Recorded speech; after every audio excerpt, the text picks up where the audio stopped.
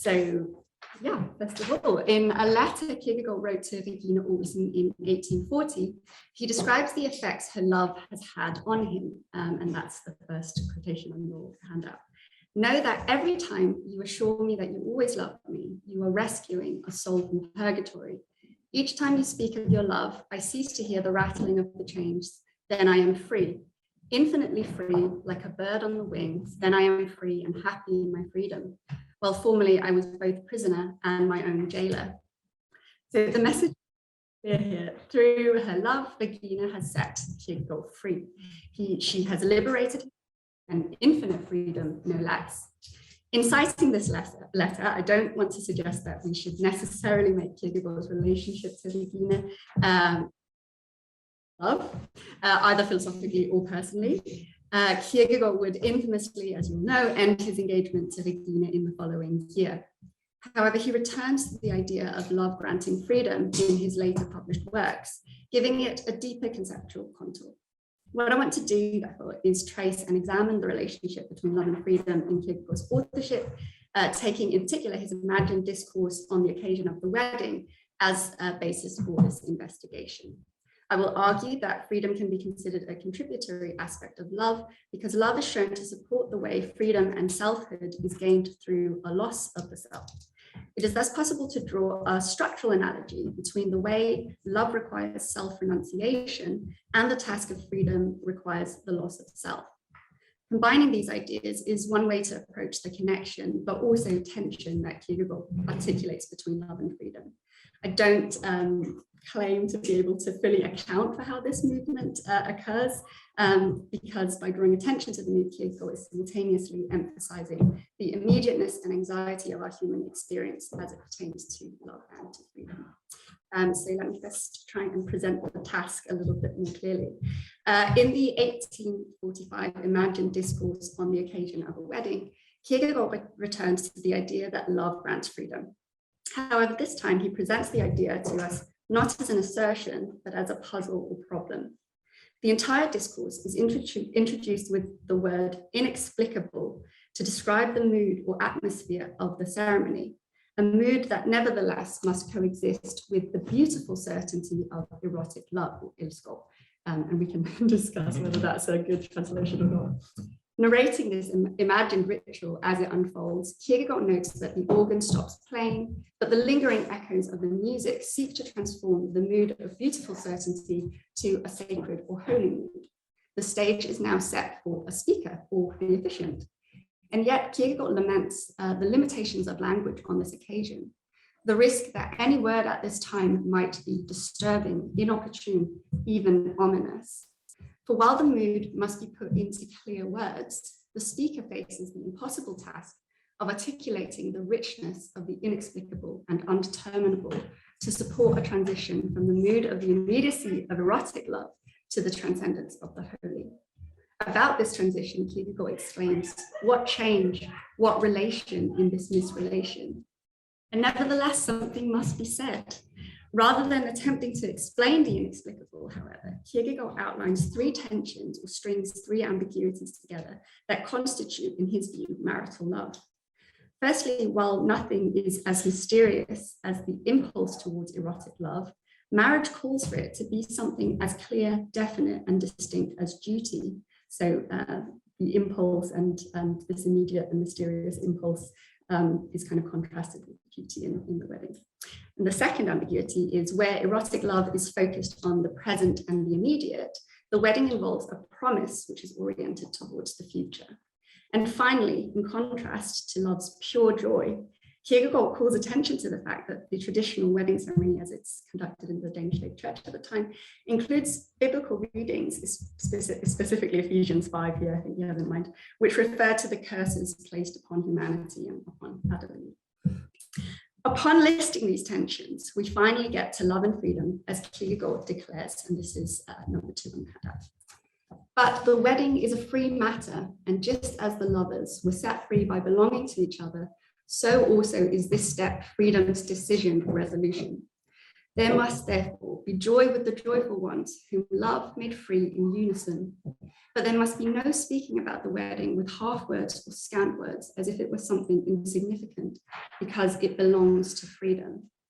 And as a personal note, I used this reading in my own COVID wedding last summer, and I should probably have actually read through and properly analysed the discourse before I did so, and this is always the danger of reading Kierkegaard, as you will see as I continue.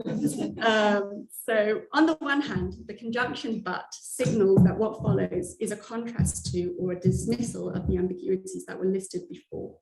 It is a free matter. It is up to the couple if they willingly choose to take on the wedding with all the tensions it implies. Furthermore, we shouldn't judge them or the wedding, even though it can't be clearly explained. Ultimately, freedom is invoked as an explanation or solution. The tensions can be dismissed because freedom arises from love. For marital love belongs to freedom, is a resolution of freedom, and the lovers are set free by loving each other in the sacrament of mystery and duty, immediacy and promise, and joy and curse. Love, and here he's using the word kærlighed, made the lovers free.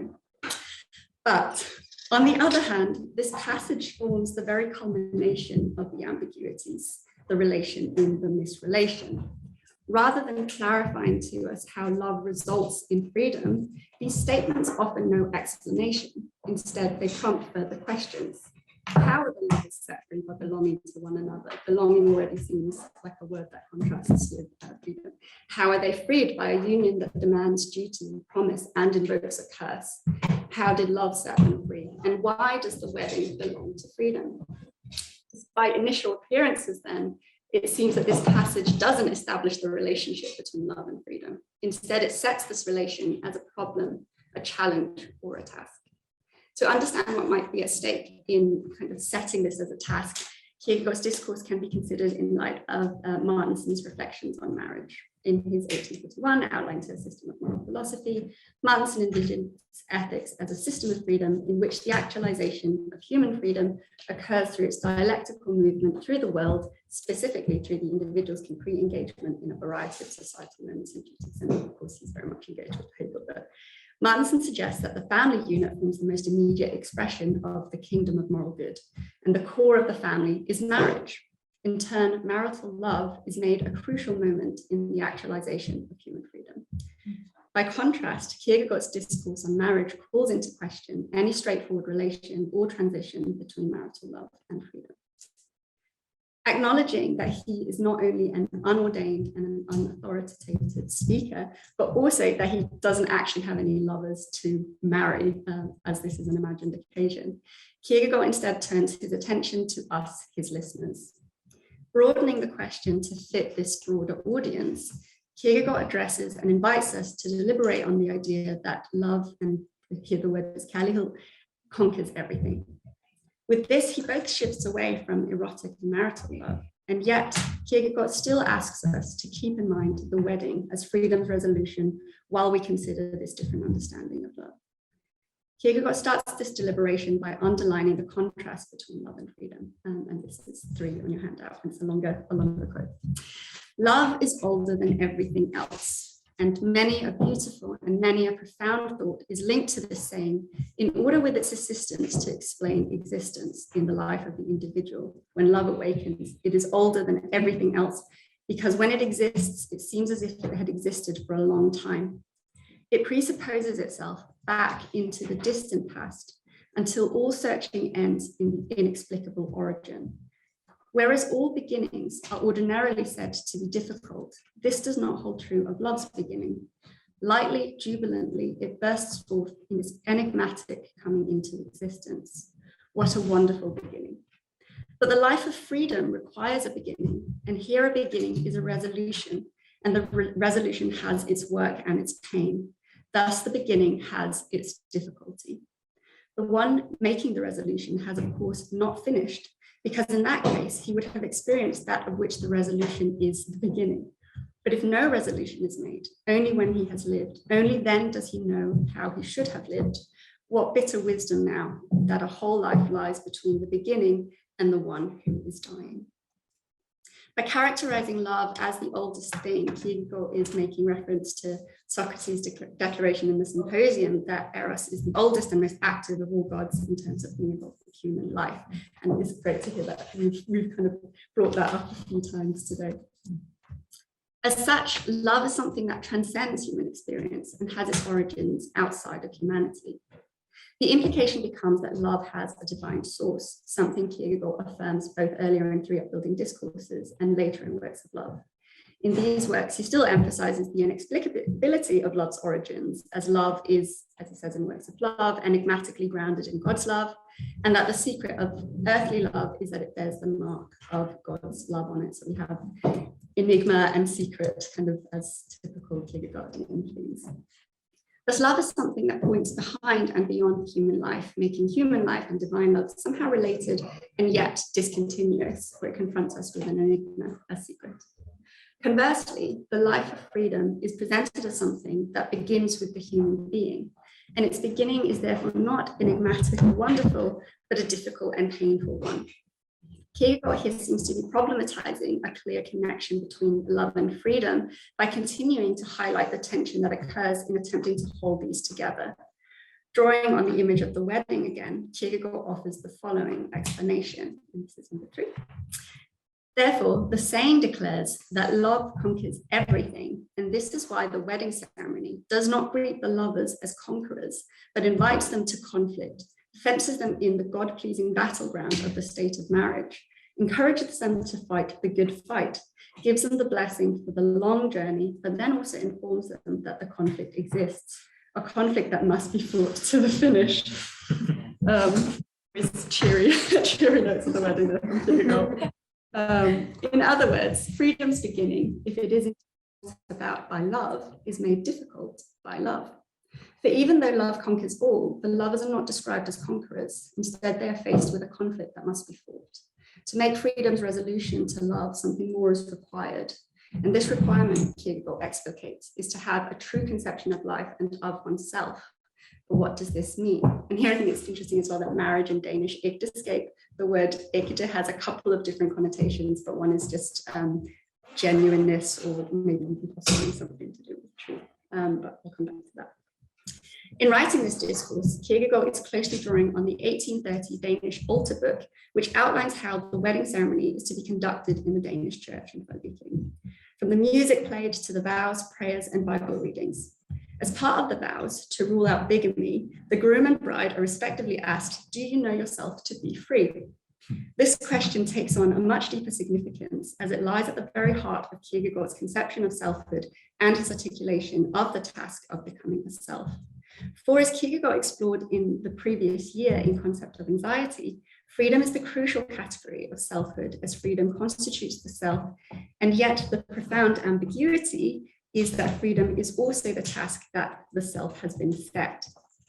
A true conception of oneself must thus involve asking whether one is free, and yet answering this question is not straightforward. So I'm going to turn to looking a little bit more closely at this sort of complex way of articulating the account of the self. So in Concept of Anxiety, the pseudonym Vigilius Halfiensis provides an extensive account of the difficulty of freedom's beginning.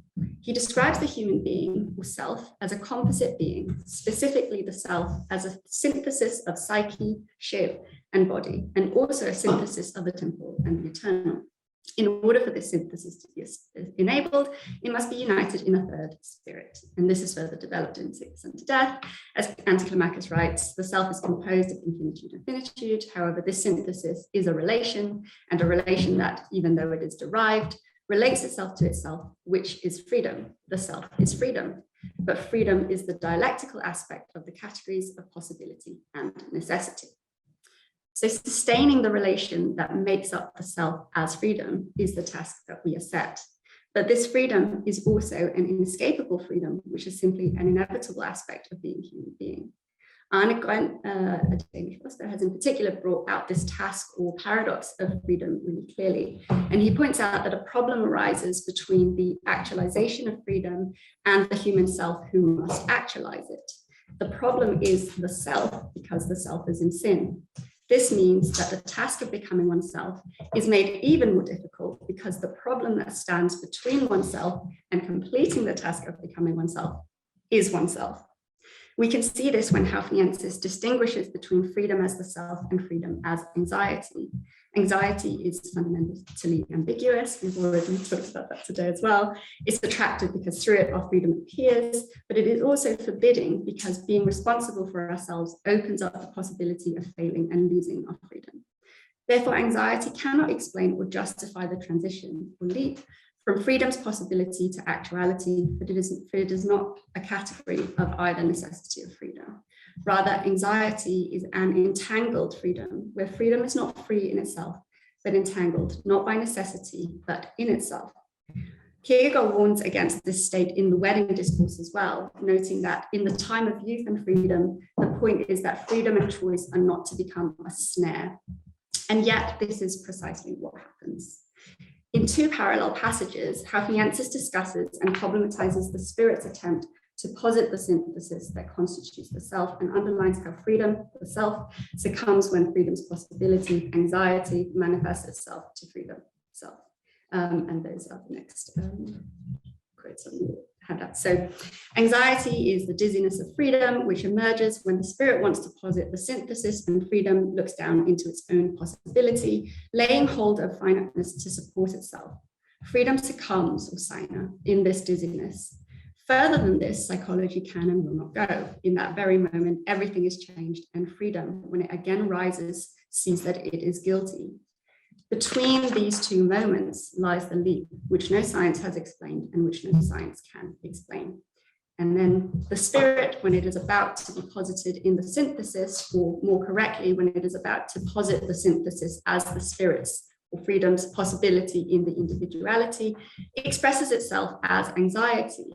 So here the future in turn is the eternal's freedom's possibility in the individuality expressed as anxiety. As freedom's possibility manifests itself for freedom, freedom succumbs, and temporality emerges in the same way as sensuousness in its significance as sinfulness. In these passages, there is both a possibility of freedom, anxiety, but there is also a freedom that has already been placed, to which the possibility of freedom manifests itself. This existing freedom is anthropomorphized. It acts, looks, grasps, succumbs, rises, and becomes guilty, referring to the human subject of self. Halfiensis describes how the self, or freedom, in trying to become itself and actualize its synthesis or its self-relating, and thus its freedom, faints from the dizziness of freedom's endless possibilities. In order to steady itself, it ends up grasping only one side of itself, its finitude. With this, the self-relation becomes a misrelation because the synthesis breaks down and freedom is lost. But it is lost through freedom. When the self returns from its fainting spell, it sees that it is guilty. And as Halfiensis states, the opposite of freedom is guilt. If guilt is posited actually, freedom posits it by itself. In other words, the self as and through freedom makes itself unfree. There is no immediate way to resolve this. To become free from one's own unfreedom requires becoming free from oneself. That is, the self must lose itself to become itself. Anticlimacus further complicates this task. He reveals that even to lose itself, the self requires assistance from the eternal. Through the aid of the eternal, the self has the courage to lose itself in order to win itself, he says. We therefore get the following formula, a very famous formula for the free self. Anticlimacus writes, in relating itself to itself and in willing to be itself, the self rests, transparently in the power that established it. Returning to the wedding discourse, we find something that looks like a prefiguration of this formula. Kierkegaard observes that there is, I'm quoting, is confusion enough in life, consolations and evasions and cheers and warnings and victory songs and lamentations are all heard in a confused jumble. Therefore, every human being, also those who are unmarried, ought to have an abiding place. However, marital love is no guarantee of such a place of rest, as many a marriage is, he says, tossed about by the breeze. The resting place is instead to be found in the not at all peaceful fact that love conquers all. In a further foreshadowing of Anticlimacus, Kierkegaard in the discourse remarks that to have the true conception of life and ourselves needed to make freedom's resolution, a further requirement appears. The true conception of ourselves involves a true conception of God. In his upbuilding discourses, Kierkegaard directly states that the human is capable of nothing. This is the annihilation of a person, and the annihilation is his truth. The reason this annihilation is also the truth of the human is that it reveals the right position before God. So in a longer journal entry from 1850, Kierkegaard writes that, quote, "The enormous thing granted a human being is choice freedom. If you want to save it and preserve it, there is only one way to do so, unconditionally and in utter submission to give it back to God and yourself along with it. True freedom ultimately entails the annihilation of the self, for it means becoming nothing before that on which one depends. To summarize then, if love conquers all, love also conquers the self in its unfreedom, setting us free from ourselves and into the freedom that is dependence on God." So with this, Kierkegaard seems to have taken quite drastic leave of marital love, and yet we'll recall that he asked us to keep the wedding in mind as we consider this act of love conquering all. So to conclude, I'm going to try and return to marital love to gesture to a possible way in which freedom can be seen as this contributory aspect, not just of divine love, but also of human expressions of love. And particularly how, despite being a preferential expression of love, Kierkegaard is able to use the wedding to point to non-preferential love or neighbor love. So Jerry Ferreira suggests that the more interesting debate related to love in Kierkegaard's authorship is whether love for the other is something that arises after or independently of the task of becoming a self, or whether love for the other is rather a necessary and constitutive part of the self's project of becoming a self. While the overarching orientation of Kierkegaard's pseudonymous works tends to be viewed as being towards becoming a self, considering the relationship between love and freedom complicates this task. Just as Kierkegaard remarks in his letter that Regina's love frees him not just as a prisoner, but from himself as his own jailer, the project of becoming a self involves losing oneself. This transformation of the task of selfhood is something that Michael Strasser also points out, although he locates it in Works of Love. In language reminiscent of the wedding discourse, Strasser argues that we find a movement away from the self, and the task can instead be articulated as the need to conquer the self, to lead away from the first personal self towards that common watermark revealed in the other as the neighbor through the light of eternity. In Works of Love, Kierkegaard underlines that only love that has undergone the change of eternity by becoming duty, and loves because it shall love, is independent and free, for only duty is liberating. By contrast, immediate and spontaneous love may make the person free in a moment. However, in the next moment, it makes the person dependent. And here Kierkegaard explains this through a direct analogy to selfhood. He writes, it is just as with a person's coming into existence. By coming into existence, he becomes free. But at the next moment, he is dependent on this self. As a way to lose this dependence on oneself and gain freedom through the loss of himself, Kierkegaard specifies that love of the other, of the neighbor, is a self-renouncing love. And we had that in Rob's talk as well with self-denial, because we are commanded to this love. However, as Kierkegaard elaborates in Works of Love, alas, we very often think that freedom exists and that it is law that binds freedom. Yet it is the opposite. Without law, freedom does not exist at all, and it is law that gives freedom. And this aspect of legality is also present in marital love. And here, again, with Echteskap, Echte also refers to this idea of something that's legal, some legislation. So it kind of holds those two meanings. And so by calling it a resolution of freedom, it holds an important parallel to this aspect of neighbor love. On this perspective, self-renouncing love of the other is made constitutive of this freedom that comes from the loss of self. Playing on the counterintuitive nature of viewing law, specifically the command to love, as granting freedom, maps onto the counterintuitive view that the loss of self constitutes the gaining of self. So exploring the relation between love and freedom demonstrates the profound entanglement of love in the self's attempt to enact his or her freedom. While there is an analogy to be drawn between love as conquering and self-renouncing, and freedom as dependence and the loss of oneself, trying to hold these together does not hide the tensions at play as a relation in this relation. And yet that still implies a relation. Reflecting on this relation of love and freedom, we are caught somewhere in between as intermediate beings. Through the lens of anxiety, we experience both love and freedom anxiously, that is, ambiguously. Kierkegaard uses the wedding to underline the ambiguity of our experience or encounter with love and with freedom.